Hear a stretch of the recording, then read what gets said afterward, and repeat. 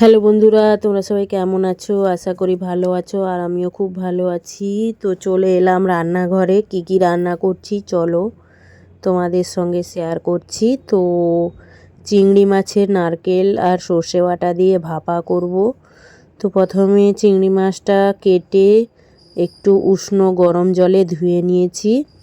তারপর ওর মধ্যে নারকেলটা কুড়িয়ে বেটে নিয়েছি, আর সাদা সর্ষে, কালো সর্ষে আর কাঁচা লঙ্কা বেটে নিয়েছি একসঙ্গে, দিয়ে সব মিক্স করে নিয়েছি।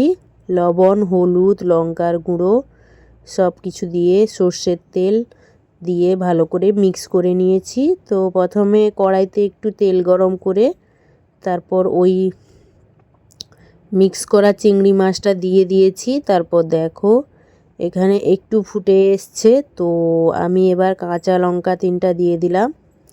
তো আবারও ঢাকনা দিয়ে রেখে দেব। তো দেখো অনেকটা জল শুকিয়ে গেছে, আর সর্ষের তেল দিয়ে দিয়েছি, আবারও ঢাকনা দিয়ে রেখেছি। তো দেখো এখানে আমার ফাইনালি রেডি হয়ে গেছে।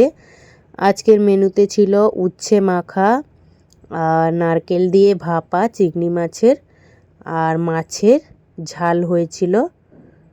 তো তোমাদের কি কি রান্না হলো কমেন্টে অবশ্যই জানাবে, আর আমার মেনুটা কেমন হয়েছে কমেন্টে অবশ্যই জানাবে। তো সবাই ভালো থাকবে, সুস্থ থাকবে, সবাই সবার পাশে থাকবে। টাটা সবাইকে।